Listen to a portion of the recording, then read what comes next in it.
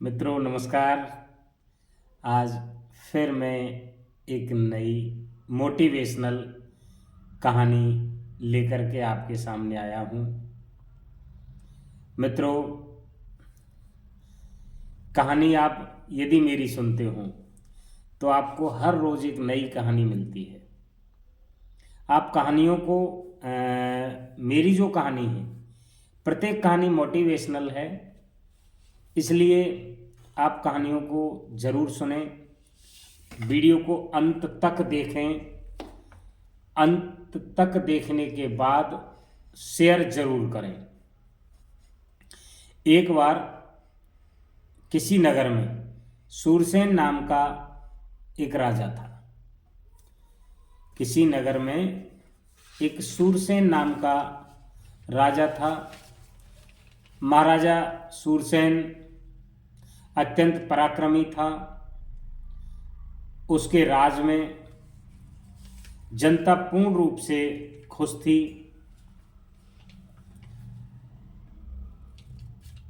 इस बात का महाराजा सूरसेन को थोड़ा सा अहंकार भी था।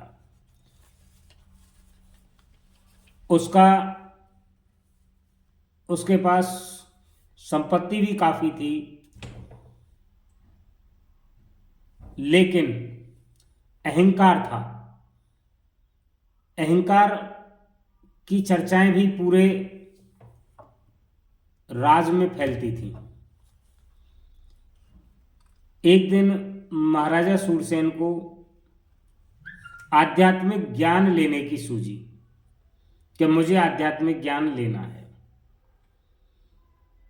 राजा ने अपने प्रधान को बुलवा करके उससे कहा कि यदि हमारे राज्य में जहां कहीं भी कोई अच्छा सा आध्यात्मिक गुरु हो जो हमें शिक्षा दे सकता है, उसकी तलाश की जाए और तलाश करने के बाद उसको मेरे राज दरबार में बुलवाया जाए। मुझे आध्यात्मिक ज्ञान लेना है। प्रधान ने अपने मंत्रियों से इधर उधर सूचना पहुंचवाई कि जो सबसे अच्छा आध्यात्मिक ज्ञान रखता हो उसको राज दरबार में पेश किया जाए।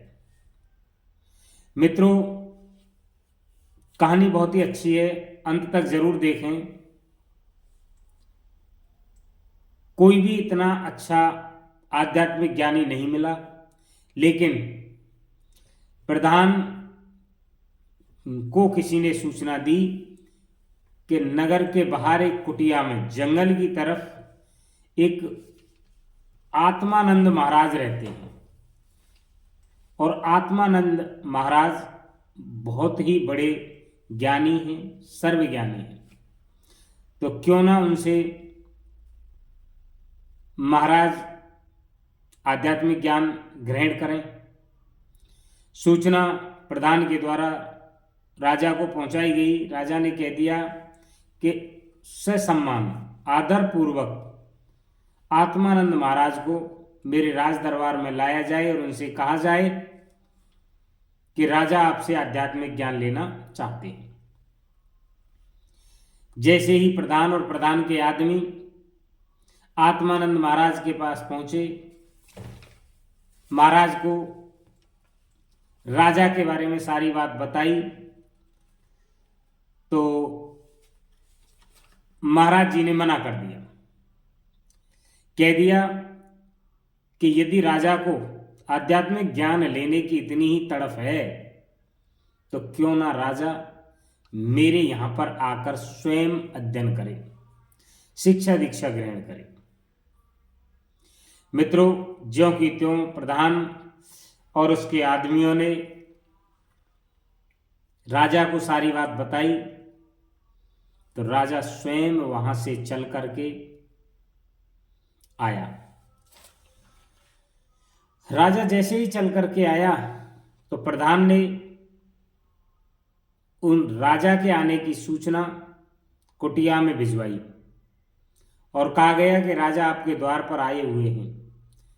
प्रधान ने ये सूचना इसलिए भिजवाई कि कहीं महाराज जी उनका सम्मान करने के लिए दरवाजे तक आए।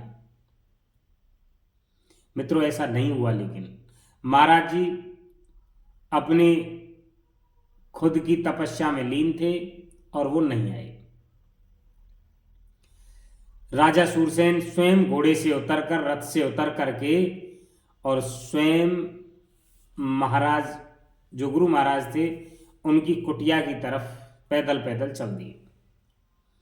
मित्रों, वहां पर भी एक शर्त थी। शर्त क्या? वहां पर भी एक ऐसी परेशानी थी कि जो महाराजा आत्मानंद महाराज जी थे, उनकी कुटिया का जो दरवाजा था वो मात्र 4 फीट की ऊंचाई का था। महाराज सूरसेन की लंबाई 6.5 फीट की थी, तो उनको झुक कर के निकलना पड़ता था। कोई बात नहीं, ज्ञान लेने के लिए गुरु के दरबार में आए हुए थे, और स्वयं महाराजा सूरसेन उस 4 फीट के दरवाजे में निकल करके और गुरुजी के यहाँ पहुंच गए। आत्मानंद महाराज के पास जैसे ही पहुंचे, महाराज जी स्वयं खड़े हुए, राजा को पुष्प अर्पित करके उनका स्वागत सम्मान किया और पुनः अपने मूल बात पर आ गए और राजा को आध्यात्मिक ज्ञान देना प्रारंभ कर दिया। जैसे ही राजा को 2 घंटे आध्यात्मिक ज्ञान दिया गया और राजा से कहा गया कि आज की हमारी कक्षा पूरी हुई, अब आप फिर देखेंगे अगली बार, तो राजा से रहा नहीं गया। राजा ने कहा, गुरु महाराज मुझे क्षमा करें, मेरे एक बात आप मेरे दिमाग में और दिल में कुंठा पैदा कर रही है, यदि अनुमति हो तो मैं उससे आपसे पूछ सकता हूं। गुरु महाराज ने कह दिया कि आप पूछिए। तो राजा ने कहा कि मैंने आपको इतनी सुख सुविधाओं युक्त रथ आपके घर तक भिजवाया, आपको आदर पूर्वक बुलवाया, से सम्मान आपको निमंत्रण दिया, उसके बाद आप मेरे घर पर ज्ञान देने के लिए नहीं आए। तब गुरु जो आत्मानंद महाराज थे उन्होंने कहा कि राजन, मैं आपके पास इस परीक्षा को लेने के लिए ही नहीं आया। बोले, राजन बोले कि कैसी परीक्षा महाराज? बोले, परीक्षा ऐसी कि पहली बात तो जो आप में राजा होने का गुरूर था, मैं ये देखना चाह रहा था कि आपके दिमाग में मैं राजा हूं, मैं राजा हूं, इसे आप कहां तक स्वीकार कर लेते हैं। तो आपने वो अहंकार त्याग करके आप मेरी कुटिया तक आए। सबसे पहली बात तो यह है कि आपने अहंकार त्याग दिया और आप मेरी कुटिया तक आ गए। दूसरा अहंकार आपने त्याग दिया कि आप मेरे 4 फीट के दरवाजे में होकर के और झुक करके मेरे पास आए। दोनों ही बातें आध्यात्मिक ज्ञान प्राप्ति के लिए आपके अंदर हैं, इसलिए मैं आपको अवश्य आपके राज दरबार में ही आध्यात्मिक ज्ञान देने के लिए कल से पधारूंगा। आप यहां तक आने के लिए परेशान ना हो। तो मित्रों, गुरुजी ने यही बात कही कि अहंकार को त्याग देना चाहिए। आध्यात्मिक ज्ञान प्राप्त करने के लिए जिस व्यक्ति ने अहंकार नहीं त्यागा तो वो आध्यात्मिक ज्ञान प्राप्त नहीं कर सकता। अपने जीवन में किसी भी सफलता के लिए अहंकार का त्याग आवश्यक है। राजा ने अहंकार त्यागा और आध्यात्मिक ज्ञान प्राप्त करने के लिए स्वयं कुटिया में आया। इसी के साथ आप सभी को नमस्कार। कहानी अच्छी लगी हो तो एक बार शेयर अवश्य करें।